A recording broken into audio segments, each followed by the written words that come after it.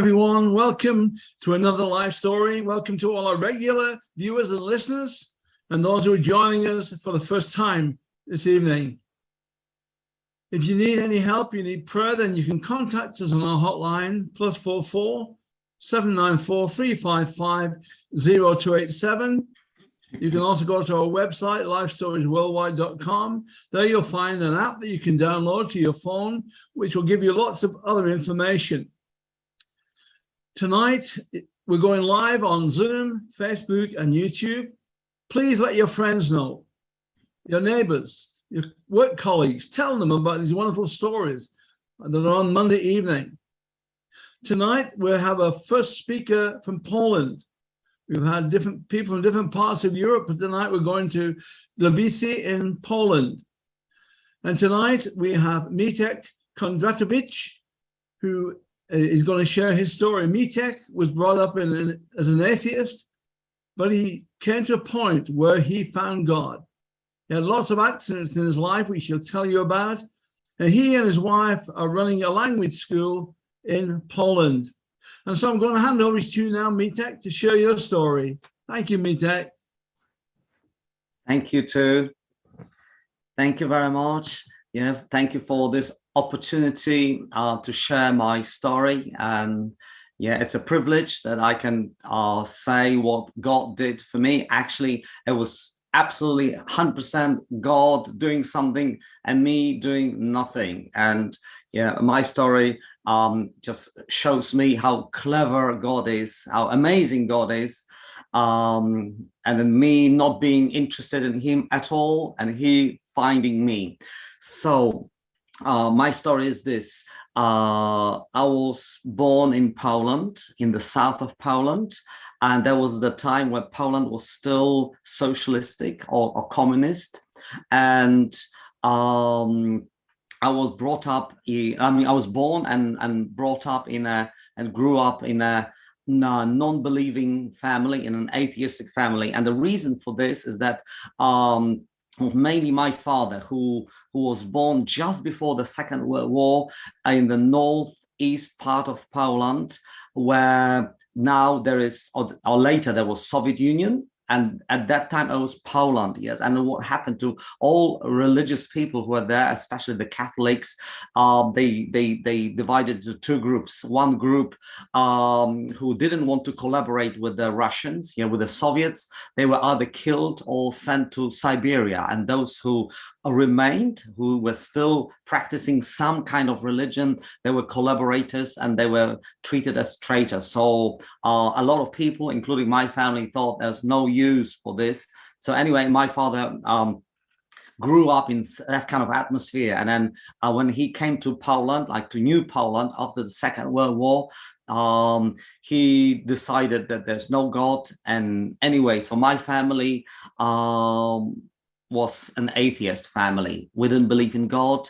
We didn't go to church. We didn't believe in a priest. And my father was actually warning me, look, be careful with religion, be careful with literature. There are a lot of lies in literature. Be careful with history. Yeah, history has been rewritten. So what you read, most of it is lies. So be careful with that. So we had a good family. That was a good family. My father he's not a professor, but he's an inventor. Like he's an engineer, designer, and so he went into science. So he's like a scientist. So we believe in science. We believe in mathematics, that kind of things. And so we just continued our lives like this. No church, no God, nothing, none of these things. And that was kind of a little bit unusual because at that time, on one hand, Poland was socialist and communist on one hand. On the other hand, Polish national identity was very closely related to Catholicism. So when people ask me, you don't go to church? Are you a communist? And that was very hard for us because we were absolutely against communism. We even hated communism, yes, but we didn't go to church. So who are we? It was kind of very, very strange. it was maybe a little bit difficult and strange, but on the whole, it was not bad. But there were some serious problems in my life, very serious, and they were all connected to my health. One thing was accidents. I had lots of accidents in my life, and the other thing was infections. I had a lot of infections with sinus infections, throat infections, ear, nose, etc. So I was either ill or in hospital after an accident. I was like almost non-stop. The times when I was healthy were far and few between. It was very, very rare for me to be healthy. Just to give you a couple of examples of some accidents that we had, like some of them very, very serious. For example, we had a car accident, a very serious car accident, where so it was almost, maybe not a head-on collision, but it was an accident with a lorry, so with a big car. And in this accident, I was very, very much, terribly injured. My leg was broken, and not just cracked, but when the bone broke, because I had very strong legs because I played football for a lot of time. The bones, when it broke, they just moved, pulled by the muscles. So I spent a lot of time in hospital where they tried to, pull back this bone and then allow it to somehow solidify and become again normal. And they put my leg in plaster. And then I stayed in hospital again for a very, very, very long time. So it was one example. Also, my head was hurt very, very much. So maybe it's not visible, but I've got 16 stitches here so that the head could be sewn back together. So it was really, really bad. Another accident was where I played football. So instead of going to church, I played football almost every day or all.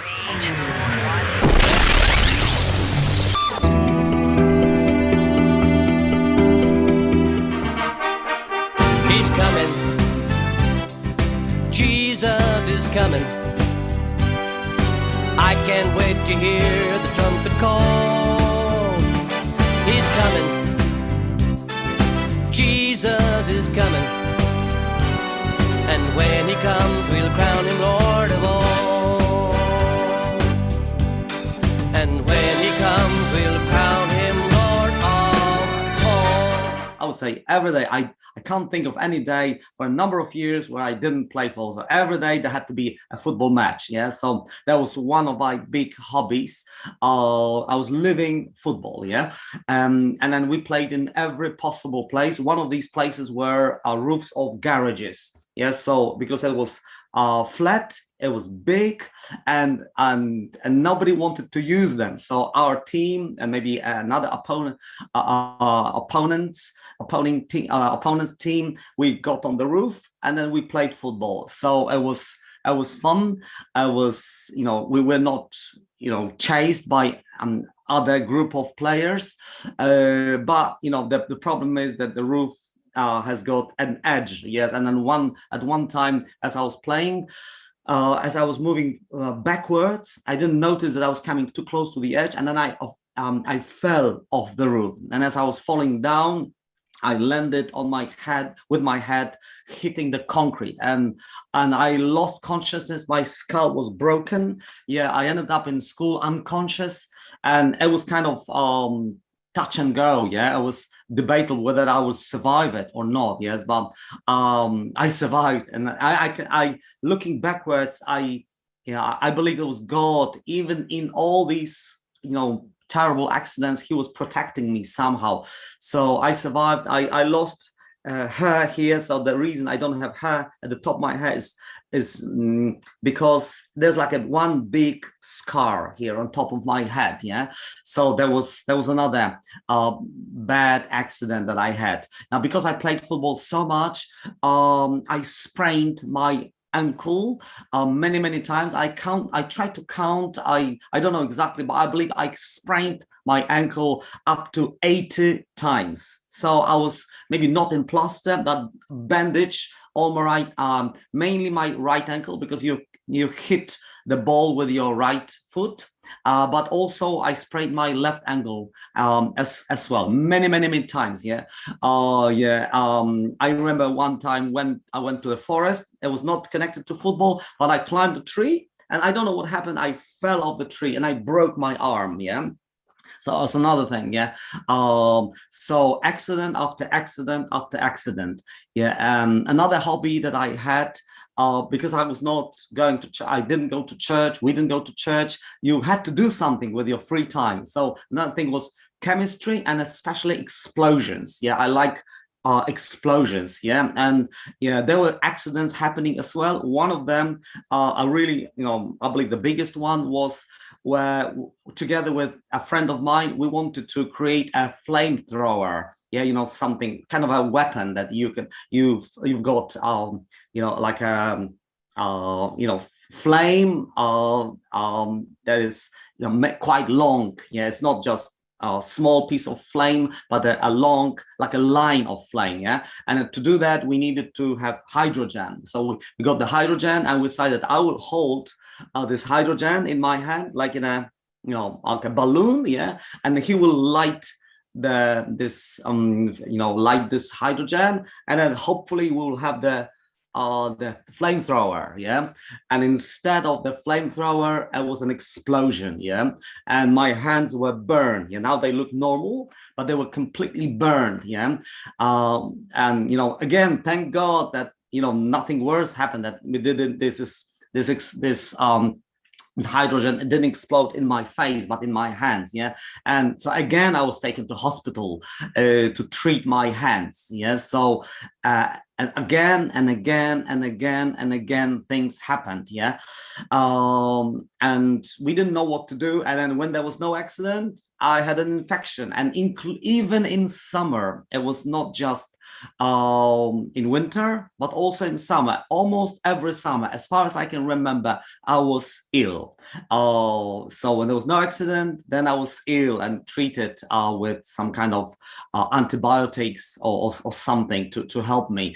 On top of that, I had a friend who later actually became somebody who God used to help me find God, or actually God found me.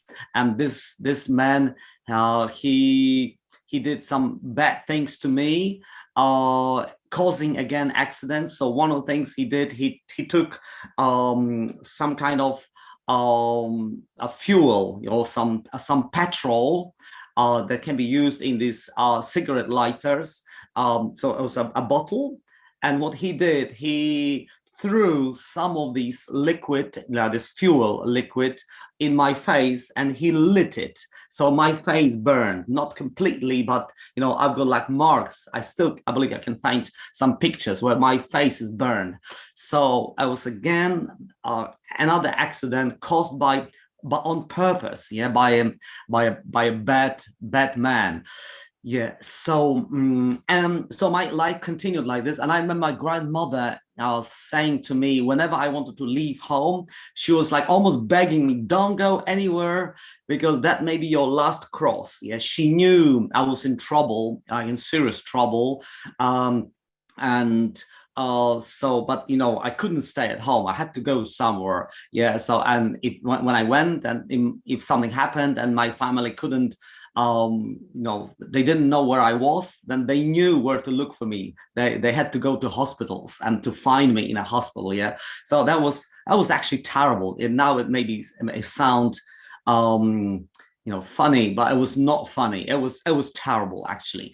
And then so time went on, and then I believe God himself, only he started kind of pursuing me. I believe he took an initiative 100%. I did nothing to find God. It was 100% of God who found me. And one of the things he did, with me not believing in God, I had nothing against God, but against God who didn't exist. I didn't have nothing against church, but I didn't believe in church. I didn't go to church. I didn't believe in the Bible, and I didn't know that the Bible even existed. I was, I believe, 17 years old, maybe around this time, when somebody asked me if I read the Bible, I have the Bible, and then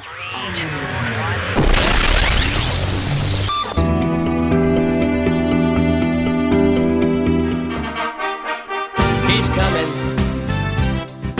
Jesus is coming. I can't wait to hear the trumpet call. He's coming. Jesus is coming. And when he comes, we'll crown him Lord of all. And when he comes, we'll crown him Lord of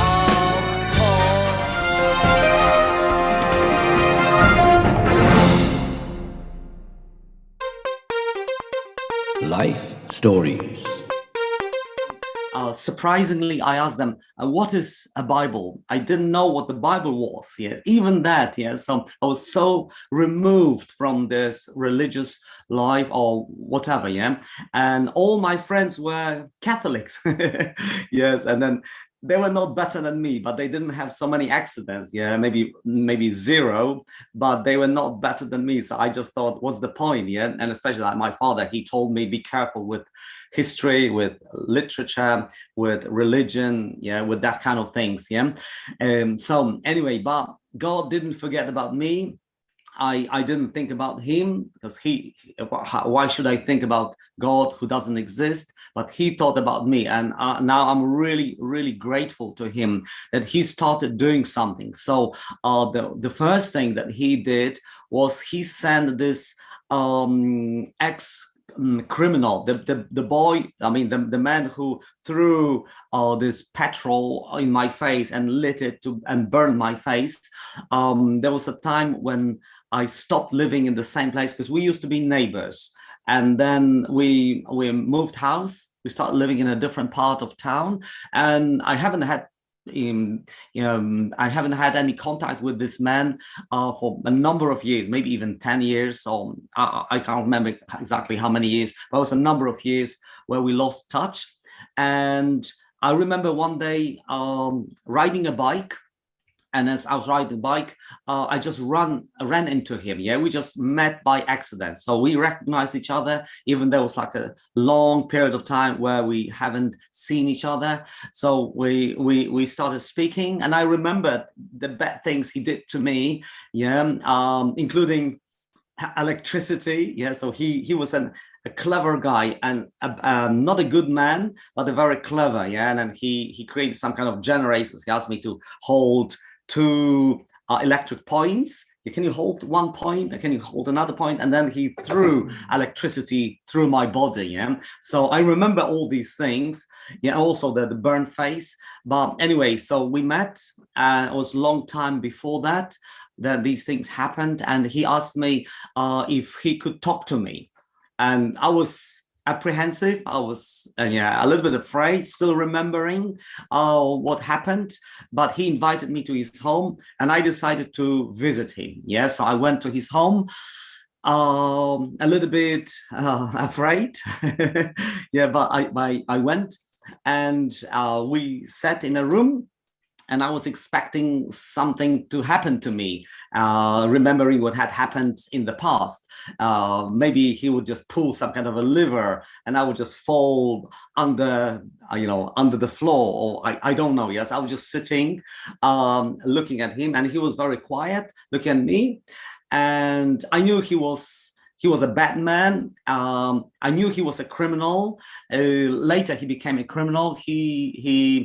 I just learned that he was breaking into people's cars and stealing things from his cars. And he was not doing it alone. He was part of a gang, stealing things from people's cars. Yeah. And so here's a criminal sitting in front of me, and I'm here. And then the first thing he said, Jesus changed my life. And it was like hitting me with a baseball bat on my head. It was so surprising, astounding. Like, I'm an atheist. I don't believe in God, but I'm a good man. I don't do anything bad to anybody. and I don't believe in God. And he is a criminal or an ex-criminal, and he's telling me about Jesus. And I was so shocked by what he said that I was unable to respond.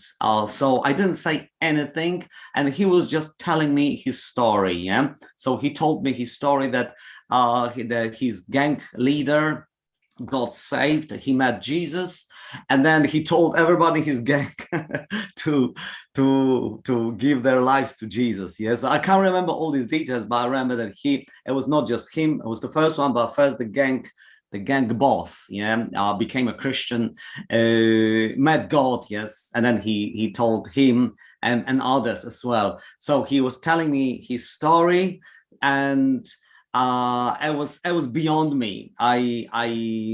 I didn't know what to say. I didn't want to say anything. I was not even interested in that, but I was shocked. It was like a really shock to me. Yeah, so he told me all these things about his life, his change of life, and then I didn't say almost anything as far as I remember. I didn't ask any questions. I just thanked him and left. But as I was leaving, he gave me some Christian books. Yeah, and I didn't read any books. I didn't read any Bible. Yeah, I had found out that Bible existed. There's such a thing as Bible existed. Yeah, some time earlier, sometime before. So I didn't read any of the religious books. Yeah, and then we didn't have any religious books at home. Maybe one given to us by my mother's father, because he was religious, but we didn't have much contact with him. I mean, they live far away from us. So anyway, I took this literature that he gave me, and I believe one of the books was written by Billy Graham. I can't remember exactly, but I took this with me and walked back home, or rode my bike. I can't remember how I got back home.